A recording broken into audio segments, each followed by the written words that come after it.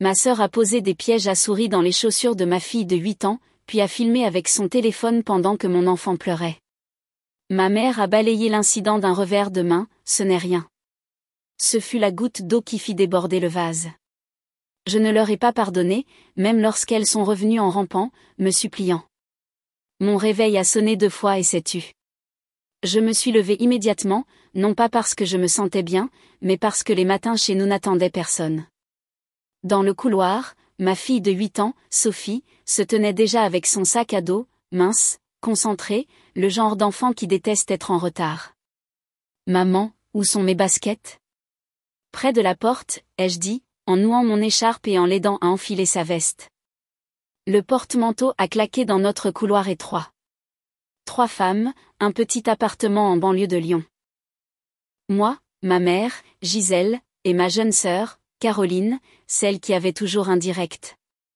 De la pièce d'accent grave côté, la voix de Caroline a éclaté comme une bulle. Salut les amis.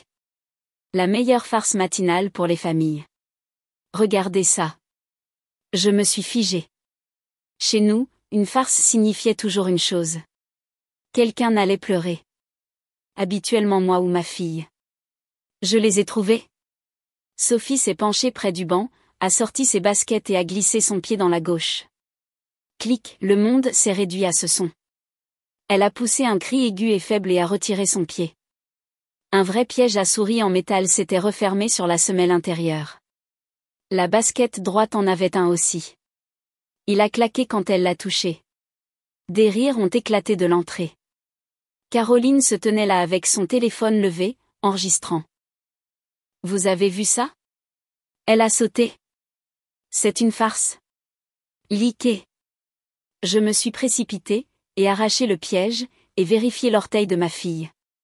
Une marque rouge traversait l'ongle. Sa mâchoire était tellement serrée que ses joues tremblaient. Ne commence pas. Gisèle a soupiré, sortant avec son café. C'est une blague. Elle n'est pas en sucre. Une blague. J'ai tiré Sophie derrière moi, bloquant la caméra. Tu as mis un piège à souris dans la chaussure d'une enfant. Caroline a incliné son téléphone. Détends-toi. C'est du contenu. Les gens adorent les farces en famille. Les gens adorent rire de la douleur, ai-je dit.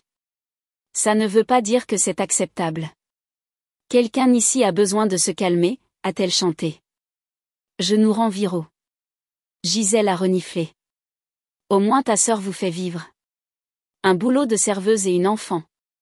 Sois reconnaissante qu'elle soit populaire. Cette vieille colère est montée en moi. Celle qui vit sous les côtes. J'ai regardé les yeux brillants de larmes de Sophie, son doigt rouge là où elle avait touché le piège. Quelque chose en moi s'est refermé de la même manière que cette barre métallique. Mets tes bottes de pluie, ai-je dit à Sophie. Nous sommes en retard. Caroline a promené son téléphone comme un chat traquant un laser. Maman, dis-lui de ne pas gâcher le direct. Les abonnés détestent l'énergie toxique. Toxique. Je l'ai fixé. Toxique, c'est de mettre des pièges dans les chaussures d'une enfant. C'est une tendance, a-t-elle dit. Tu sais au moins comment fonctionne Internet? Sophie a enfilé une botte et m'a regardée. Maman, a-t-elle dit calmement et posément, je ne veux plus vivre ici. Pas une crise de colère. Une vérité. Cela m'a fait trembler les mains plus que n'importe quel cri. J'ai pris mon téléphone, trouvé le numéro et appelé. Madame Hélène Dubois, c'est Marie Bernard. Je me souviens, a dit une voix sèche et ferme. J'ai une chambre d'amis. N'amenez pas de plainte. Nous arrivons aujourd'hui. Ma fille et moi, ai-je dit. Et apportez les clés de votre détermination. J'ai raccroché et j'ai regardé autour de notre couloir. Ring light, trépied, une boîte de farce et attrape, de faux cafards, un faux caca en plastique, 2 autres pièges à souris, un hôtel à l'attention bon marché. Nous partons, ai-je dit. Gisèle a haussé les sourcils. Chez cette vieille sorcière en Bretagne? Elle ne vous prendra pas, elle vient de le faire. Caroline a souri d'un air narquois. Vous détesterez ça. Pas d'action, pas de contenu, pas de vie. Qui va s'abonner à ton histoire de misère? J'ai regardé ma sœur et n'ai rien vu de vivant. Seulement la froide lueur de la ring light rebondissant sur un écran. Que le silence s'abonne à nous, ai-je dit. Je l'attendais. Nous avons fait nos valises en 20 minutes. Le sac à dos de Sophie, un dossier de papier, quelques chemises, une veste. J'ai pris une photo. Sophie sur une balançoire, riant. Caroline derrière elle, son téléphone à la main, de vrais yeux, un vrai sourire. Il fut un temps où le rire ne faisait pas mal. Gisèle a bloqué la porte. N'osez pas emmener cet enfant. Je ne te quitte pas, ai-je dit. Je vais vers nous. Caroline a crié depuis l'entrée. Personne ne vous a ouvert cette porte. C'est ma maison. La porte, ai-je dit, je l'ai ouverte moi-même. Dehors, brune, le pavé brillait comme du verre. Maman, a demandé Sophie. Nous ne revenons vraiment pas? Nous reviendrons quand nous voudrons, ai-je dit. Mais nous allons vivre là où personne ne filme notre douleur. Nous avons marché jusqu'à l'arrêt de bus et pour la première fois depuis des années, je n'ai pas regardé en arrière. Le bus pour Rennes est arrivé vite, comme s'il avait attendu mon « oui ». J'ai acheté 2 billets, j'ai assis Sophie près de la fenêtre. Maman, a-t-elle dit, le front contre la vitre. On peut avoir un chien? Si nous en voulons un, ai-je dit en souriant. Demain, nous recommençons. Nous sommes arrivés au coucher du soleil. Feuilles mouillées, une vieille balançoire, une lumière de Porsche. Sur les marches se tenait Madame Hélène Dubois, grande, cheveux argentés, un manteau jeté sur sa robe de chambre, clé à la main. Entrez, a-t-elle dit. La soupe refroidit. On parlera après le dîner. La maison nous a accueillis avec son calme et son odeur de pain, de vieilles photos au mur, une table simple, pas de ring lights, pas d'artifice, juste de la chaleur. Sophie s'est assise sur un tabouret haut, les jambes balançant. Au lit à 21h, a dit Hélène. École demain. La maîtresse est stricte mais juste. J'ai hoché la tête. Ces mots ne sonnaient pas comme des ordres. Ils sonnaient comme des poutres, comme les fondations d'un lieu où la vie tient.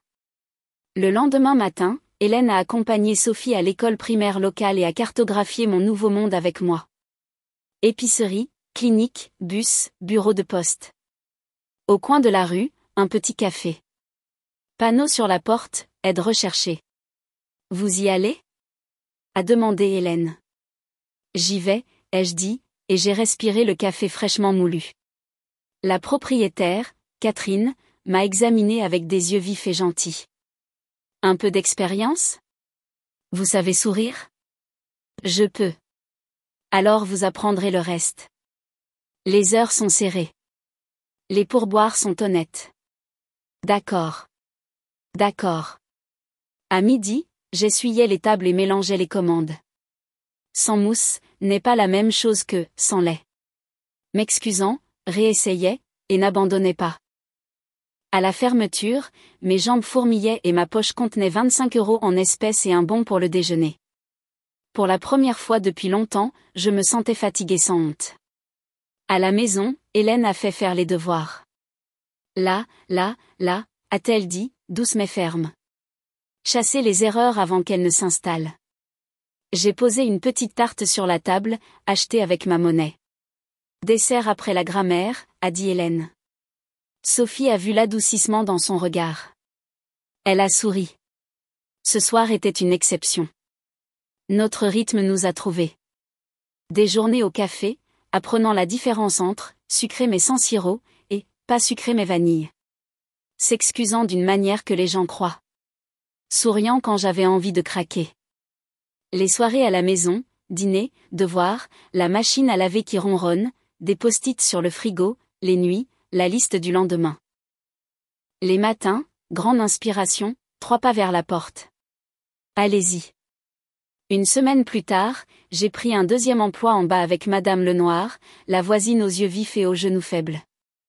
Je le fais moi-même, a-t-elle dit. Mais les articulations ne me le permettent pas poussière, sol, lait.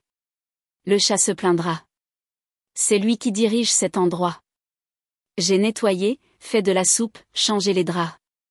J'ai essayé de refuser l'argent. Elle m'a glissé un billet de 20 € dans la paume. Ce n'est pas pour le nettoyage, a-t-elle dit. C'est pour ma paix. La paix coûte cher. Cette phrase m'est restée en tête comme une bonne chanson. La paix coûte cher. L'école s'est accrochée à Sophie comme le nouveau manteau s'est accroché à ses épaules. La deuxième semaine, elle est rentrée à la maison les yeux gonflés. Qu'est-ce qui s'est passé, ai-je demandé. Des filles ont dit que je vivais avec une sorcière, a-t-elle dit. Je leur ai dit, il vaut mieux vivre avec une vieille dame intelligente qu'avec des adultes insensés. J'ai ri et les serré fort. Hélène est restée stricte, mais sous son manteau, il y avait une doublure plus douce. Un jour, elle est revenue du marché avec un imperméable jaune plein de lumière. Une veste de pluie, a-t-elle dit. En solde. Votre couleur. Sophie l'a enfilée, sa colonne vertébrale redressée. Des bottes en caoutchouc plus tard, a ajouté Hélène. L'automne est long. Les samedis sont devenus notre truc. Hélène a posé un grand saladier sur la table. Lavez-vous les mains. Nous faisons des biscuits. Sophie s'est couverte de farine et a pincé les bords comme une grand-mère. Je me suis surprise à penser, c'est ça la famille. Pas les câlins pour la caméra. Le même pli sur un biscuit. Au café, j'ai appris les noms et les boissons. Monsieur Duval, café noir, rien d'autre. Mademoiselle Garcia, latte à l'avoine. Infirmière Léa, double expresso. Elle vient de finir ses nuits, a dit Catherine. Vous n'apportez pas seulement du café. Vous rendez aux gens leur normalité. C'est rare. Elle avait raison. Nous construisions un endroit où les gens voulaient revenir. Parfois, mon téléphone vibrait. Caroline, comment va la ville ennuyeuse? Je l'ai supprimée. Gisèle, enfant ingrate. Ta sœur te manque. Reviens. Je n'ai pas répondu. Le silence était plus doux que leurs mots. Les soirs, je m'asseyais avec Madame Lenoir. Pilule à l'heure, compresse chaude, conversation tranquille. Elle m'a tendu une boîte de vieux papiers un soir. Ressalle de l'église, a-t-elle dit. Et la clé de l'étagère supérieure indique grenier. Aérer l'endroit au printemps. J'ai glissé la clé dans ma poche. Certaines choses n'ont pas besoin de mots tout de suite. Sophie continuait à s'épanouir. À l'école, ils apprenaient à faire de la pâte et elle est rentrée à la maison couverte de farine de la tête aux pieds. Comment la rendre moelleuse, a-t-elle demandé. Tamiser la farine. Ne vous précipitez pas, a dit Hélène. La pâte aime les mains chaudes et une maison calme. Elle l'a dit et m'a regardé comme si elle voyait enfin non pas une fille avec des erreurs, mais une femme qui sait ce qu'elle fait. Sur notre frigo, une nouvelle vie se développait. Horaires de travail, journaux de lecture, itinéraire de bus, un petit éclair en papier que Sophie avait découpé et qui disait « Vérité ». La nuit, j'ouvrais mon carnet. Un quart de travail matinal supplémentaire égale argent pour les vêtements de l'école. Le mois prochain égale une étagère. Les rêves ont cessé d'être des luxes. Ils se sont transformés en un plan.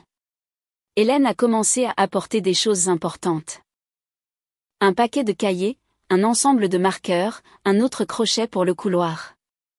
Il est plus facile de garder l'ordre quand chaque personne a son crochet, a-t-elle dit. Elle avait raison. 3 manteaux, 3 sacs, 3 paires à la suite.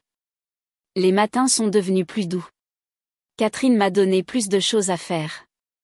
Fermer un quart, compter les stocks, puis ouvrir le magasin à 6 heures. Les clés semblaient une preuve dans ma poche. Je suis sortie dans l'obscurité et j'ai respiré le froid. Rien de grand ne s'est passé. C'était peut-être ça, la grande chose. Les SMS de Gisèle ont cessé.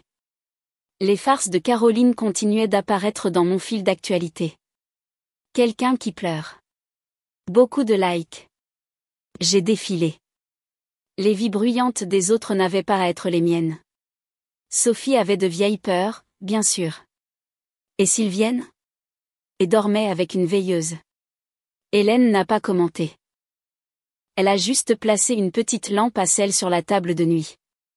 Ça rend le sommeil plus doux. Elle a dit que ça le faisait.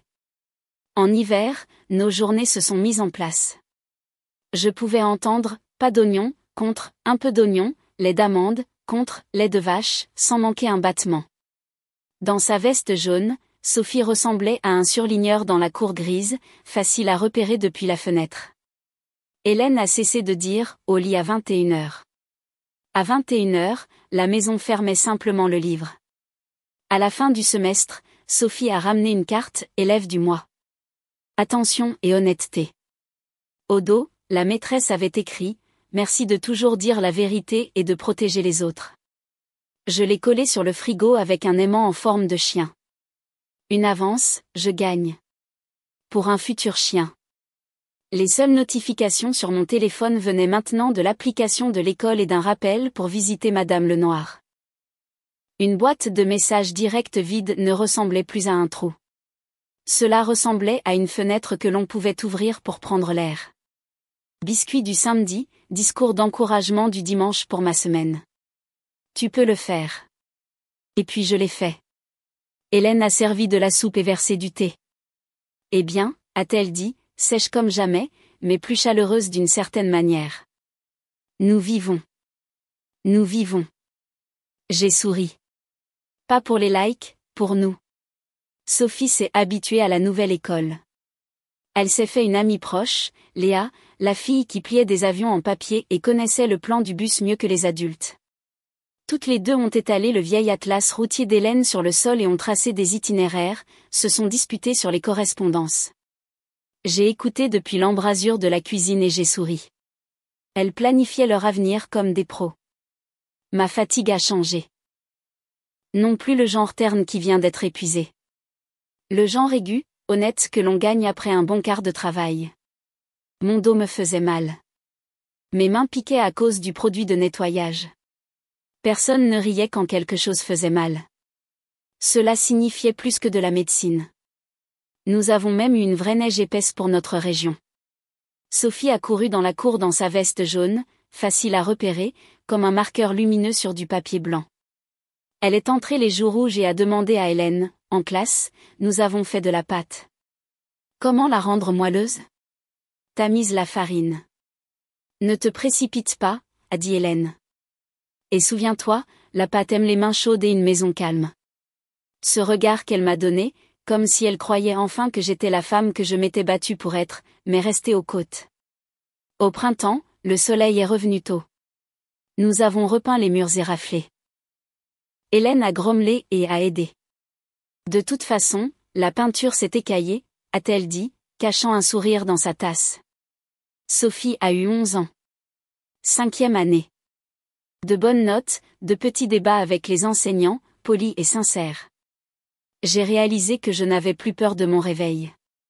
Il ne provoquait plus de panique. Il commençait une journée où personne n'essayait de me rabaisser. Le café a eu un nouveau propriétaire. Stéphanie Dubois, une jeune entrepreneuse, voulait redonner vie à l'endroit. Elle a affiché un panneau, gérant recherché. Tu sais tout ici, Marie, a dit Carla, notre cuisinière. Postule avant que des étrangers ne s'y infiltrent. Je suis serveuse, pas patronne, ai-je dit. Les vieilles croyances sont tenaces. Cette nuit-là, Sophie a entendu et a dit, « Maman, si tu dirigeais le café, je serais fière. » Les mots sont allés plus profondément que n'importe quelle lettre de référence. Une semaine plus tard, Stéphanie m'a tendu les clés. Les vôtres, a-t-elle dit. Vous êtes responsable maintenant. Le salaire est plus élevé. Prime mensuelle si nous atteignons les objectifs. Je suis rentrée chez moi sous les lilas en fleurs avec la poitrine chaude et les mains froides. Je ne me sentais plus comme un échec. Madame Lenoir, cependant, s'affaiblissait. Son corps était fatigué, ses yeux toujours vifs. Elle ne se levait pas beaucoup, mais disait, « Assieds-toi. Sois avec moi. Raconte-moi des choses. » Je lui ai parlé de pâtes, de vestes jaunes et d'enfants qui reçoivent des prix pour leur gentillesse et leur honnêteté. Elle a tout absorbé. « Vous êtes une bonne femme, a-t-elle dit. Vous n'attendez pas les cadeaux. Mais j'en ai un quand même. Pour les photos, ai-je demandé. Je les mettrai dans une boîte. Pour l'appartement, a-t-elle dit. Calmement. Les derniers papiers sont chez mon avocat. Je suis fatiguée de vivre seule. Vous avez apporté de la vie ici. Laissez-la vous servir. Non, vous ne pouvez pas, ai-je commencé. Je peux, a-t-elle dit doucement. Les maisons meurent avec leurs propriétaires si personne n'y marche. Je veux savoir qu'il y aura du thé et des rires et l'odeur de quelque chose qui cuit. Un mois plus tard, elle était partie. Les funérailles étaient modestes. Moi, Sophie, une voisine. De retour dans son appartement, une enveloppe se trouvait sur la table. Des clés à l'intérieur d'une note. Merci pour votre aide et votre gentillesse. Vivez comme si c'était le vôtre. J'ai pleuré longtemps et silencieusement, non pas de chagrin, bien qu'il y ait eu du chagrin. Mais d'être vue, de ne plus être une ombre. L'emménagement est devenu un jalon dans notre histoire. Hélène a aidé, se plaignant et traînant, apportant des plateaux de semis. Au moins, cultivez des tomates si vous continuez à acheter des fleurs, a-t-elle dit, nous glissant une boîte de terre. Sophie avait sa propre chambre maintenant, des dessins au mur, une photo de classe scotchée au-dessus du bureau. Maman, a-t-elle dit, je n'ai plus honte d'inviter des amis. Que ce ne soit bondé que parce qu'il y a de l'amour, lui ai-je dit et je l'ai serré dans mes bras. 5 autres années ont passé comme un chien sans laisse. Sophie a eu 16 ans, grande, calme, sûre d'elle. Ses yeux disaient qu'elle avait de la force. Le café est devenu une petite chaîne. 6 endroits confortables autour de Nantes et des villes voisines. Dans chacun d'eux, ça sentait la maison. Vanille, café, pâtisserie fraîche. Sur chaque mur était accrochée une photo encadrée d'Hélène. Ce regard ferme, ce châle tricoté, et une phrase en dessous. Un foyer chaleureux commence par des mains propres et des mots honnêtes. Hélène sortait moins. Sa vue n'était pas bonne. Ses genoux étaient pires. Son esprit était de fer. Je m'occupais d'elle aussi doucement qu'elle nous avait tenus. Pas de chichi, juste de l'amour. L'essentiel, c'est que Sophie est devenue une personne, disait Hélène. Le reste, c'est de la poussière. Le reste, c'est juste la route. J'ai souri. Puis le passé a frappé. Pas une tempête, plus comme un courant d'air sous la porte. Mon téléphone a sonné à l'aube. Numéro inconnu. J'étais en train de lasser mes chaussures pour une réunion avec des investisseurs. Marie Bernard. La voix de l'homme était rauque, comme s'il ne l'avait pas utilisée gentiment depuis des années. Je suis désolée de vous appeler comme ça. Je m'appelle Antoine. Je suis le père de Sophie. La tasse a tremblé dans mes mains. Je me suis assise sur la marche inférieure. Qu'avez-vous dit?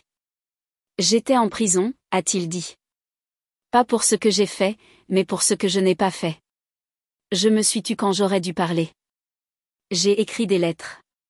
Beaucoup. Votre mère, Gisèle, ne les a pas transmises. Elle a dit que vous n'en vouliez pas, elle n'a rien transmis. J'ai dit, je suis partie bêtement en pensant que je gagnerais de l'argent, que je me rangerais, que je ferais les choses correctement, que je mettrais ça sur papier. Puis j'ai foiré et tout s'est emballé. C'est fini maintenant. Puis-je venir? Je ne veux pas de pitié. Je veux juste voir ma fille. Je suis restée silencieuse longtemps. Viens, ai-je dit. Quand il s'est présenté à la porte, je ne l'ai pas reconnu l'espace d'une respiration. Autrefois, Antoine portait un blouson en cuir et un sourire facile. Maintenant, il se tenait courbé, grisonnant aux tempes, les coins des yeux fatigués. Mais les yeux eux-mêmes, toujours gentils, toujours désolés. Salut, Marie, a-t-il dit doucement. Je ne pensais plus jamais te revoir. Moi non plus, ai-je dit. Entre. Nous nous sommes assis à la table de la cuisine comme nous l'avions fait enfant, sauf que le temps s'était accumulé entre nous. J'ai pensé à vous deux. Tellement, a-t-il dit. J'ai écrit des lettres. Je voulais entendre sa voix au moins une fois. Elle a grandi, ai-je dit, elle étudie, elle travaille. Elle connaît la vérité et les mensonges de l'intérieur. La porte a claqué. Sophie est entrée du campus, a enlevé son manteau et s'est figée. Maman, qui est-ce? Je me suis levée. C'est ton père. Le silence s'est étiré, lourd, réel. Antoine s'est levé aussi, prêt à partir sans un mot. Sophie, a-t-il dit, je ne demande pas pardon. J'ai fui quand j'aurais dû rester. Ensuite, il était trop tard pour arranger les choses. Je voulais dire ceci, je suis fière de toi. Tu es devenu quelqu'un de meilleur que je n'aurais jamais imaginé être. Elle s'est approchée, le visage tendu, mais il n'y avait pas de colère dans ses yeux. Maman, savais-tu où il était? Non, il a appelé aujourd'hui. Sophie a expiré. Alors, tu as trouvé la porte après tout? Elle a dit, si tu es venu, ce n'est pas pour rien. Elle a tendu la main. Je ne sais pas encore comment t'appeler. Commençons par une poignée de main. Antoine a pris sa main dans les deux siennes comme si elle pouvait se briser. Merci, a-t-il murmuré. Je ne le mérite pas, mais merci. Puis il est tombé à genoux. Je donnerai le reste de ma vie à ton bonheur. Je ne veux plus perdre de temps. Si tu me laisses faire, je serai là discrètement. Aider parfois.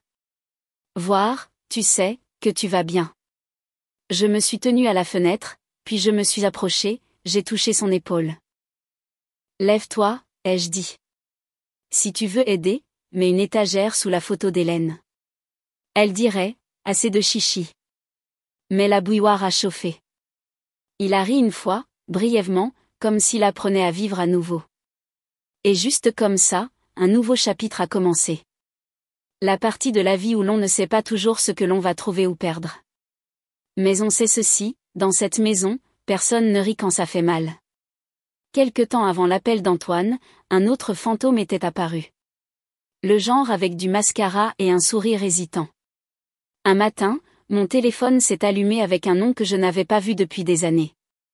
Caroline, nous sommes en ville, a-t-elle dit, la voix mielleuse. Les choses sont difficiles. On peut se voir? Où êtes-vous, ai-je demandé. La gare, a-t-elle dit. Nous avons entendu dire que vos cafés marchaient très bien. 1 heure plus tard, la sonnette a retenti. 2 femmes se tenaient dehors. La vie les avait toutes deux amaigries. Gisèle, pâle, les mains tremblantes. Caroline dans une veste bon marché, l'eyeliner taché, un sourire fatigué. Salut ma sœur, a-t-elle dit. On peut entrer? J'ai reculé. Entrez. Hélène est sortie avec son tricot, les yeux fermes. Je n'avais pas prévu de visiteurs, a-t-elle dit. Le thé est en route. Les sucres sont comptés. Gisèle a essayé de se tenir droite. Nous ne demandons pas d'aumône, a-t-elle dit. C'est juste une mauvaise passe. La chaîne est morte. Les sponsors sont partis. Caroline a fixé le sol. Les gens se sont habitués au bruit. Elle a dit, je suis fatiguée. J'ai essayé. Ça ne marche pas. L'argent est parti. Maman est malade. L'appartement est en mauvais état. Nous pensions. Qu'est-ce que tu pensais, ai-je demandé. Que tu nous aiderais, a-t-elle dit, à peine audible. Gisèle a croisé les bras. Nous sommes de la famille, a-t-elle dit. Nous ne sommes pas des étrangères. La famille n'est pas des pièges à souris dans les chaussures d'une enfant pour des vues, ai-je dit. J'étais stupide, a murmuré Gisèle. J'avais l'impression de la protéger. La protéger de quoi, ai-je demandé. De sa conscience. Sophie est sortie de sa chambre, grande, calme, plus femme que fille maintenant. Bonjour, a-t-elle dit. Je me souviens de vous. Vous avez ri. Caroline est devenue pâle. Sophie, tout ça était tellement idiot. Je veux dire que je suis désolée. Je veux te demander quelque chose. Sophie a dit fermement, as-tu déjà eu honte? Même une seule fois? Quand tu as posé les pièges, quand tu as ri? Caroline a fixé ses chaussures. Oui, a-t-elle murmuré. Mais plus tard. Plus tard n'est pas jamais, a dit Sophie. Mais le pardon ne vient pas avec l'argent. Elle m'a regardée. Maman, je vais finir mes devoirs. La porte a claqué. Gisèle a commencé à pleurer, doucement et fragile. Elle a grandi, a-t-elle murmuré. Je ne sais pas qui elle est. Bien sûr que non, a dit Hélène, les yeux fixés sur sa laine. Pendant que vous couriez après les likes, quelqu'un grandissait ici. Je ne veux pas d'argent, a dit Caroline en se levant. Je suis tellement fatiguée. Tout s'est effondré. Personne n'écoute. Tout le monde a oublié. J'espérais que tu me pardonnerais. Je l'ai regardé longtemps. Le téléphone dans sa main ressemblait à une partie perdue d'elle-même, par un outil. Le pardon est possible, ai-je dit. La confiance est une autre chose. Alors, tu n'aideras pas, a demandé Gisèle. J'aiderai, ai-je dit. Je prierai pour que vous trouviez une conscience. Mais il n'y a pas d'argent. J'ai une fille, un travail et une vie que j'ai construite sans vous. Caroline a serré les lèvres. Tu as changé. Non, ai-je dit. J'ai juste cessé d'attendre de l'amour des gens qui rient de la douleur. Elles sont parties. Le couloir est resté silencieux pendant un moment comme si elle ne pouvait pas se décider à bouger. Puis des pas, puis plus rien. Hélène a hoché la tête vers la porte. Voilà, a-t-elle dit. Le piège s'est refermé. Pas sur vous cette fois. Pour la première fois de la journée, j'ai souri d'un endroit sincère. J'ai eu peur de la douleur si longtemps, et je dis. Que les gens qui l'ont apportée aient peur maintenant. Hélène a cliqué ses aiguilles. Les femmes fortes ne se vengent pas, a-t-elle dit. Elles vivent. C'est plus effrayant. Je suis allée à la fenêtre. La neige tombait doucement. Pas de vent. Juste en dessous de cette fenêtre il y a des années, Sophie dans une veste jaune a construit son premier bonhomme de neige. Maintenant, elle était grande. La maison était forte. Aucune ombre ne pouvait la faire tomber. Le temps fait ce qu'il fait. Il avance. Sophie s'est dirigée vers des études de journalisme, travaillant au centre des médias étudiants. Stable, honnête. Écrivez proprement. Les cafés sont devenus une petite famille. 6 endroits, vanille, café, pain frais. La photo d'Hélène sur chaque mur. Un foyer chaleureux commence par des mains propres et des mots honnêtes. Hélène passait plus de jours sur sa chaise près de la fenêtre. Moins de vues, plus de tricot, l'esprit toujours de fer. L'essentiel, c'est qu'elle est une personne, a dit Hélène un soir. Le reste est de la poussière. Le reste est la route. Je lui ai dit. Alors, conduisez bien, a-t-elle dit, avec un demi-sourire. Ce matin d'avril, le téléphone a sonné. La voix d'Antoine a brisé l'air. Au déjeuner, il était dans notre cuisine. Au dîner, il avait tenu la main de notre fille. La nuit, il avait accroché une étagère sous le tableau d'Hélène. Nous n'avons rien effacé. Nous n'avons pas fait semblant que ça n'avait jamais fait mal. Nous avons juste convenu de ceci. Nous construisons vers l'avant. Merci d'avoir regardé. Si vous avez apprécié l'histoire, veuillez aimer, vous abonner et laisser un commentaire avec vos réflexions. Activez la cloche de notification pour ne pas manquer la prochaine vidéo. À la prochaine.